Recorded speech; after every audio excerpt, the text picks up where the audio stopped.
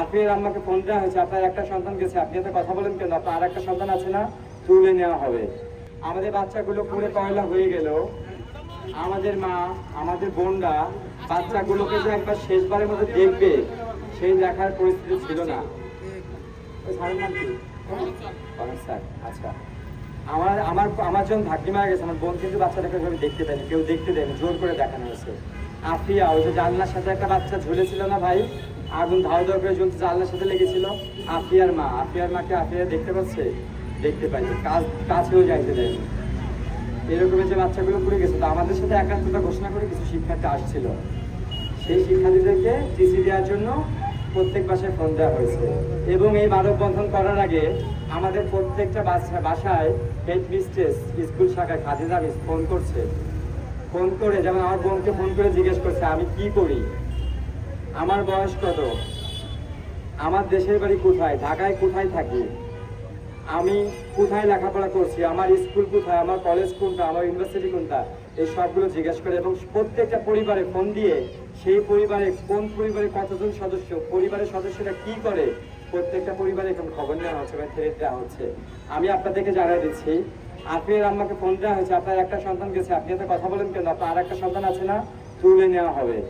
আমাদের কোনো পরিবারের কাউকে যদি তুলে নেওয়া হয়, কারো যদি কোনো ক্ষতি হয়, এর জন্য স্কুল কর্তৃপক্ষ দায়ী থাকবে।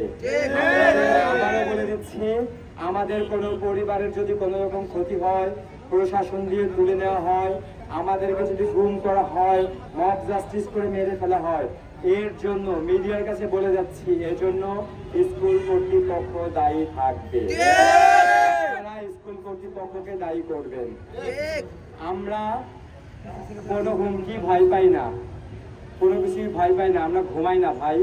আমাদের বাচ্চাগুলো পুড়ে কয়লা হয়েছে, আমরা ঘুমাই না, আমরা বেঁচে আছি, আমরা মরার মতো বেঁচে আছি, এর চেয়ে মরে যাওয়াই ভালো।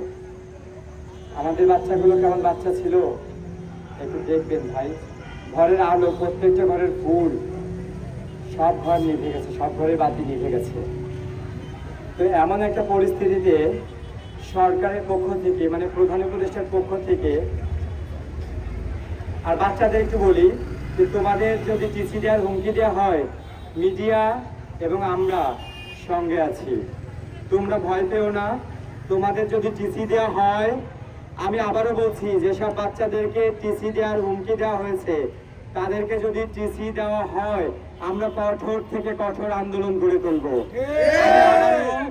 আমি আবারও প্রত্যেকটা পরিবারের পক্ষ থেকে, 33 জন মারা গেছে এখন পর্যন্ত ঘোষণা দেওয়া হয়েছে, 33টা পরিবারের পক্ষ থেকে তোমাদেরকে আশ্বাস দিচ্ছি, তোমাদেরকে যদি টিসি দেওয়া হয়, আমাদের ছোট ভাই বোনরা, তোমাদের যদি টিসি দেওয়া হয়, আমরা এর বিরুদ্ধে গণ আন্দোলন গড়ে তুলব।